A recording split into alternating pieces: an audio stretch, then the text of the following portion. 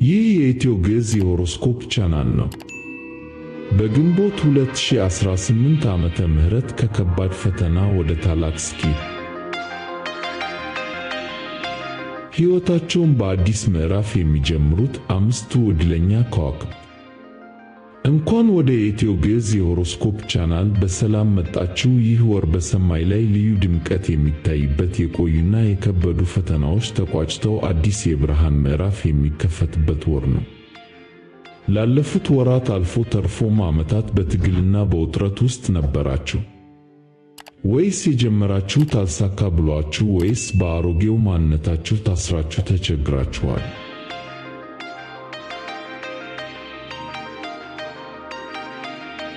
ከዋክብቱ ለዚህ መልስ አላቸው። በዚህ ወር በተለይ 5 የኮከብ ምልክቶች ከትከሻቸው ላይ ከባድ ሸክም ወርዶላቸው እንደ ንስር አዲስ ማንነትን ተላብሰው ይነሳሉ። በዛሬው ሰፋ ያለ ትንታኔያችን የግንቦት ወርን የፕላኔቶች እንቅስቃሴ መሠረት በማድረግ እነዚህን 5 ታላቅ ሽግግር የሚያደርጉ ከዋክብትን በዝርዝር እንመለከታለን። እርስዎም ከእነዚህ ውስጥ አንዱ ሊሆኑ ይችላሉ። እስከ መጨረሻው አብራችሁን።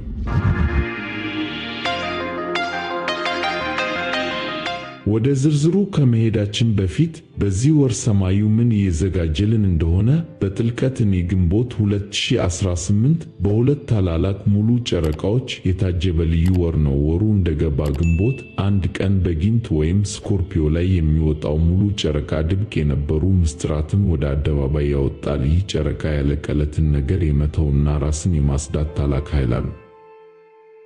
በመቀጠል ግንቦት 6 ቀን ኃያሉ ፕላኔት ፕሉቶ ወደ ኋላ መጓዝ ይጀምራል። ይህ ማለት ውስጣችንን የምንመረምርበት፣ ጥንካሬያችንን የምንለካበትና የነፍስ ጥሪያችንን የምናዳምጥበት ጊዜ ነው ማለት ነው። ግንቦት 16 ደግሞ ለየት ያለች ግዙፍ አዲስ ጨረቃ በበሬ ወይም ታውረስ ላይ ትወጣለች። ይህች ጨረቃ ናት እንግዲህ ለአዲሱ ምዕራፍ በሩን የምትከፍተው። ወሩ ሲጠናቀቅ ግንቦት 23 ሰማያዊ ጨረቃ በቀስት ወይም ሳጁታሪየስ ላይ ትወጣለች። ይህ ሁሉ ድምር ውጤት ለአምስቱ ኮከቦች ልዩና ጥልቅ ትርጉም ይዞ ይመጣል። ይህ የኢትዮ ግዕዝ የሆሮስኮፕ ቻናል ነው። የተሻሉ የሆሮስኮፕ ትንታኔዎችን ወደ እናንተ ለማድረስ ያግዘን ዘንድ ቻናሉን ሰብስክራይብ፣ ላይክ እና ሼር ያድርጉ።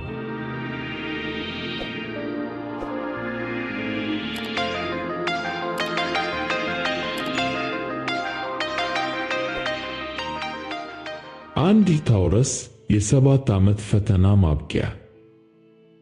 የመጀመሪያውና የወሩ ንጉሥ ታውረስ ነው። ግንቦት ወር የታውረስ የልደት ወር እንደመሆኑ መጠን የዘንድሮ ግንቦት ለታውረሶች እጅግ የተለየ ነው። ታውረሶች ሆይ ላለፉት 7 ዓመታት ማለትም ከ2011 ዓመተ ምህረት ጀምሮ ሕይወታችሁ ላይ ታላቅ የመናወጥ ዑደት ነበረ። የለውጥ ፕላኔት የሆነው ዩራነስ በኮከባችሁ ላይ መቀመጡ ያልጠበቃችሁት ለውጥ፣ መፈናቀልና አለመረጋጋት እንዲፈጠርባችሁ አድርጎ ነበር። አሁን ግን ይህ ፈታኝ ዑደት ተፈጽሟል።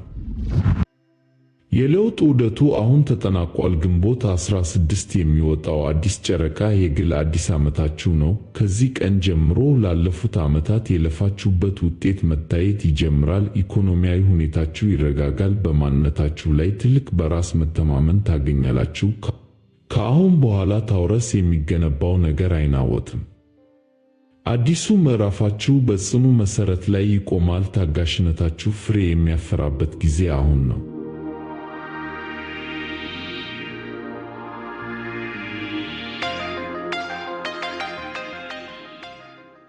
ሁለት ጀሚናይ ከዝምታ ወደ መድረክ።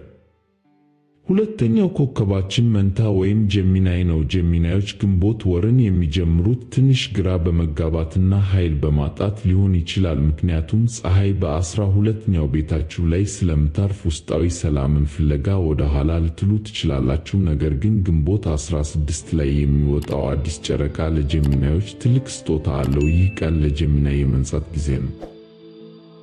በአዲስ በር ለመግባት አሮጌውን መዝጋት አለብህ የሚለው የከዋክብት መርህ ለእናንተ ነው። የቆየ ቁስል፣ የማይጠቅም ትውስታና በራስ ላይ የነበረ ጥርጣሬ በዚህ ወር ሙሉ በሙሉ ይወገዳል። ግንቦት 12 ፀሐይ ወደ እናንተ ኮከብ ስትገባ ድንገት የጠፋው ኃይላችሁ ተመልሶ ይመጣል። አዲሱ ምዕራፋችሁ በታላቅ የንግግር ክህሎት፣ በአዳዲስ የሥራ ዕድሎችና በማኅበራዊ ሕይወት መታደስ የተሞላ ይሆናል። በዚህ ወር እንደገና ይወለዳል።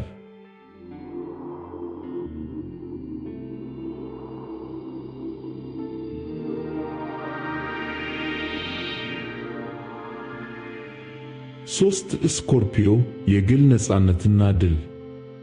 ሦስተኛው ጊንጥ ወይም ስኮርፒዮ ነው። ስኮርፒዮዎች ወሩን የሚጀምሩት በታላቅ ብርሃን ነው። ግንቦት አንድ ቀን በኮከባችሁ ላይ የሚወጣው ሙሉ ጨረቃ የዓመቱ ታላቅ ክስተታችሁ ነው። ባለፉት ወራት በሌሎች ሰዎች ተጽዕኖ ስር ነበራችሁ ወይስ በግንኙነታችሁ ውስጥ ራሳችሁን አጥታችሁ ነበር? ግንቦት 6 ቀን ፕሉቶ ወደ ኋላ መጓዝ ሲጀምር ከሌሎች ጋር የነበራችሁን ጥገኛ ግንኙነት ትበጥሳላችሁ። ይህ ወር ለስኮርፒዮ የነፃነት ወር ነው። አዲሱ ምዕራፋችሁ የሚያጠነጥነው በራሳችሁ ግብ ላይ ነው። በሥራችሁ ላይ ትልቅ ዕውቅና ታገኛላችሁ። ስኮርፒዮ በዚህ ወር የራሱን መንገድ ቀይሶ ማንም ጣልቃ የማይገባበትን የግል ግዛት ይገነባል። የድሮ ስኮርፒዮ ሞቶ አዲሱና ኃያሉ ስኮርፒዮ ይነሳል። የውስጥ ፍላጎታችሁን ተከትላችሁ የምትራመዱበት ጊዜ ደርሷል። ይህ የኢትዮ ግዕዝ የሆሮስኮፕ ቻናል ነው። የተሻሉ የሆሮስኮፕ ትንታኔዎችን ወደ እናንተ ለማድረስ ያግዘን ዘንድ ቻናሉን ሰብስክራይብ፣ ላይክ እና ሼር ያድርጉ።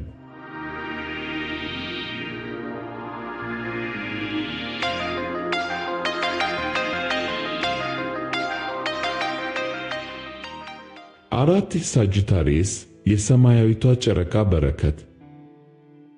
አራተኛው የሽግግር ኮከብ ቀስት ወይም ሳጂታሪየስ ነው። ሳጂታሪየስ ሆይ ግንቦት ወር መጨረሻ ላይ የምትወጣው ሰማያዊ ሙሉ ጨረቃ ለእርስዎ ብቻ የተዘጋጀች ትመስላለች። ወሩን ሲጀምሩ አንዳንድ መርዛማ የሚባሉ ልምዶችን ወይም ግንኙነቶችን መተው ሊያስፈልጎት ይችላል። ግንቦት አንድ ቀን የሚወጣው ጨረቃ ሸክምዎን እንዲያቃልሉ ይረዳዎታል። ነገር ግን ግንቦት 23 በኮከቦ ላይ የሚወጣው ሙሉ ጨረቃ ግንባር ቀደም ያደርግዎታል። ይህ አዲስ ምዕራፍ ለሳጂታሪየስ ትልቅ የመድረክ ዕድል፣ የጉዞ ዕድልና የእውነትን የመናገር ኃይል ይሰጣል። ላለፉት 6 ወራት በውስጣችሁ አፍናችሁት የነበረው ትልቅ ፕሮጀክት በዚህ ወር ለዓለም ይፋ ይሆናል። ዓለም በእናንተ ማንነት የሚደመምበት አዲስ ምዕራፍ ተጀምሯል። ወደፊት ተራመዱ።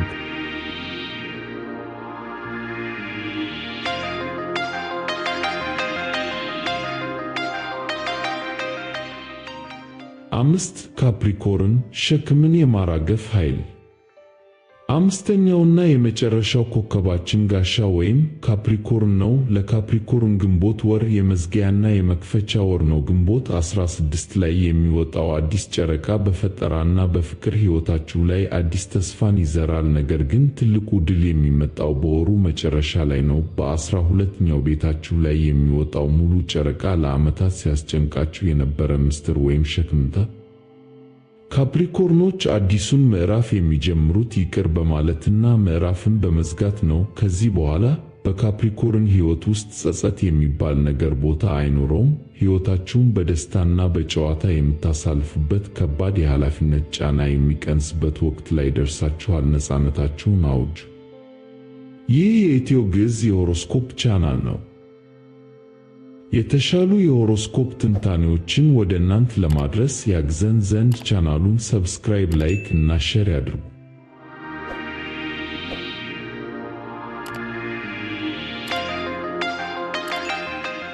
እነዚህ 5 ኮከቦች በወሩ ከ12ቱ ኮከቦች በርዕሱ መሠረት የተሻለ ሆነው የሚገኙ ቢሆንም ለሌሎችም ኮከቦች ደግሞ በተለያዩ ሁኔታዎች ትልቅ ገጸ በረከት አለው። በ12ቱ ኮከቦች የግንቦት ወር 2018 ዓመተ ምህረት ወርሃዊ ትንታኔዎች ውስጥ ሰፊ ትንታኔ ለእያንዳንዱ ኮከብ ተካቶ ቀርቧል።